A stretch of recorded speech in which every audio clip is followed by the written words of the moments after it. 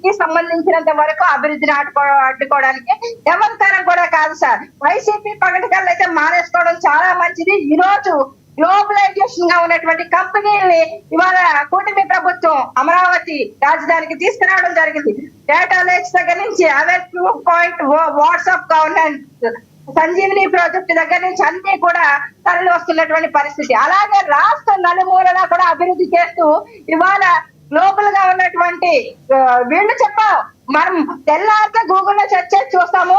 Google ని గోడౌన్తో పోల్చినటువంటి volunteer తో పనిచేసేటువంటి వైసీపీ నాయకులకి ఎక్కడ సార్, ఎక్కడ వాళ్ళకి ఆ రాష్ట్రం మీద అభివృద్ధి ఉంది? ప్రతి ఒక్క విషయంలోని కూడా ఇవాళ కూటమి ప్రభుత్వం ప్రతి విషయంలోనూ కూడా మన గౌరవ ముఖ్యమంత్రి గారు ఒక ఐడియాలజీని చూడొచ్చు, ఆయన అనుభవాన్ని చూడొచ్చు. రాష్ట్రాన్ని అగ్రస్థానంలో నిలబెట్టడానికి ఈ రోజు ఆ అభివృద్ధి సంక్షేమం రెండు కళ్ళులాగా పనిచేస్తున్నటువంటి పరిస్థితి.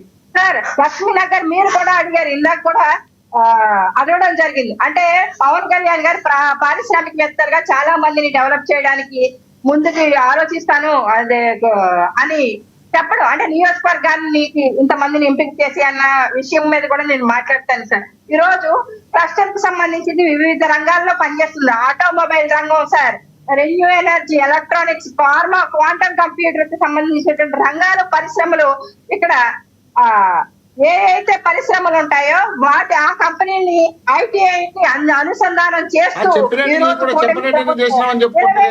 ఉద్యోగాలు సృష్టించే లక్ష్యంతో స్కిల్ డెవలప్మెంట్ ఇవాళ యువతకు నేర్పిస్తూ ఉంది. అలాగే ఈ లక్ష్యంతో 22 పరిశ్రమలు కూడా క్లస్టర్లు గా గుర్తించినట్లు కూడా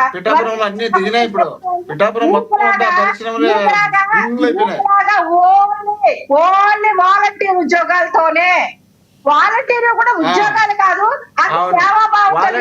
జగన్మోహన్ రెడ్డి గ్రామ సెక్రటరీలు, ఇంజనీర్లు, కరెంట్ ఉద్యోగస్తులు, పోలీసు ఉద్యోగస్తులు, రూపన్ ఆఫీసర్లు వీళ్ళందరినీ తయారు చేస్తుంది మేము, మీరు కాదు. మీకు చేతగాక ఉన్నోళ్ళని పీకేసి వాళ్ళ చేతగాక 10,000 ఇచ్చారని చెప్పి వాళ్ళకి మోసం చేసి ఓటు వేయించుకొని ప్రజలకు అన్యాయం చేసి మహిళలకు 15,000 రూపాయలు ఇస్తామని చెప్పి, ప్రతి ఆడబిడ్డకు 1,500 నెలలు ఇస్తామని చెప్పి ప్రతి ఒక్కరికి మోసం చేసి చేతగాక మీరు అధికారంలోకి వచ్చి అలకలబడి లాస్ట్ కి దేవుళ్ళ మీద పడి దేవుళ్ళ రాజకీయాలు చేసుకుంటున్నాను. మాతో కాదు, చేత కాదు, మాకు ఎత్తిపోయినామని. మీరు జీవితంలో బాగుపడే లక్షణాలు లేవు కాబట్టి మీరు లాస్ట్ కు ప్రజల్లో వదిలిపెట్టి దేవుళ్ళ జోలికి పోతున్నారు. దేవుళ్ళ జోలికి పోయి అక్కడ దేవుళ్ళు రివర్స్ పెడితే ఇక్కడ వచ్చి నిలబడుతున్నారు. మీ జీవితంలో మీరు రాష్ట్ర ప్రజలకు మేలు చేయాలనే ఆలోచన మీకు లేదు. మీకు ఆలోచన లేదు కాబట్టి మీరు ఈ విధంగా దిగజారిపోతున్నారు. కాబట్టి మీరు వ్యక్తిగతంగా విమర్శలు చేయడానికి ప్రయత్నం చేస్తున్నారు కాబట్టి మీరు ఏదో ఒకటి సబ్జెక్ట్ డైవర్ట్ చేసుకొని పోతున్నారు. కృష్ణవేణి గారు అర్థమైంది, మీ అభిప్రాయం అర్థమైంది. రైట్ ఓకే కృష్ణవేణి గారు, మీ అభిప్రాయం అర్థమైంది. మోహన్ రెడ్డి గారు ప్లీజ్ వేరే టాపిక్ వెళ్ళిపోతుంది. లావణ్య గారు ప్లీజ్ కంటిన్యూ. డ్రగ్స్లు పెట్టి, కుకైన్లు పెట్టి రకరకాలుగా రాష్ట్రం అంతా మత్తు రాష్ట్రంగా తయారు చేసి పెట్టి అమ్మాయిలు చేపించే కార్యక్రమాలు పెట్టి ఇష్టం వచ్చినట్టు మీరు వాడుకుంటారు రాష్ట్రాన్ని. నేను డెవలప్మెంట్ మీకు అవుతుందా?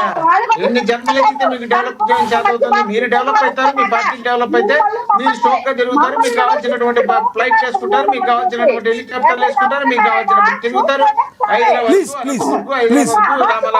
కృష్ణవేణి గారు మీ అభిప్రాయం అర్థమైంది. మోహన్ రెడ్డి గారు ప్లీజ్ మ్యూట్ అవుతారు ఇద్దరు ప్లీజ్.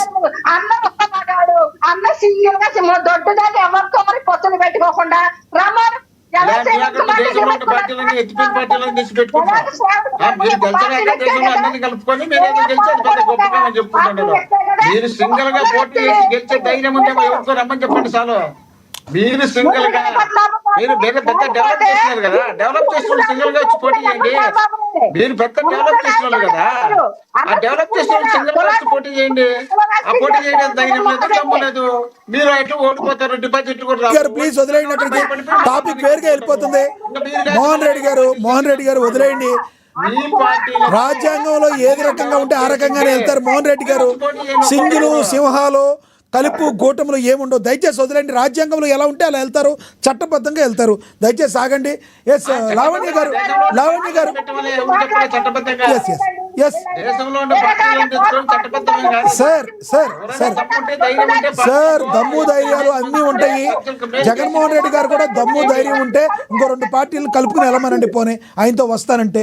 ఎస్ దమ్ము కాదు, దమ్ము ఉంది కాబట్టి సింగల్ గా వస్తానంట. కాదు సార్, దమ్ము ధైర్యం ఉండాలి, కలుపుకోవాలన్నా సీట్లు కేటాయించాలిగా, సీట్లు కేటాయించాలిగా. మోహన్ రెడ్డి గారు అన్ని మీరే పోటీ చేయకుండా దమ్ము ధైర్యంతో సీట్లు కేటాయించాలి కదా, అవి కేటాయించలేరు కదా మీరు. అవసరం లేదు. మీతో ఏ పార్టీ కలవడానికి సిద్ధంగా లేదు, మీతో ఏది కలవడానికి సిద్ధంగా లేదంటే మీరేంటో ఒకసారి అద్దం ముందు నుంచి చూసుకోవాలి.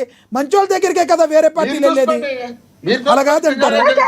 వాళ్ళు మాట్లాడితే మనం మాట్లాడతాం. ఎందుకు సార్ ఇవన్నీ మాట్లాడితే సింహం సింగిల్ అంటారు?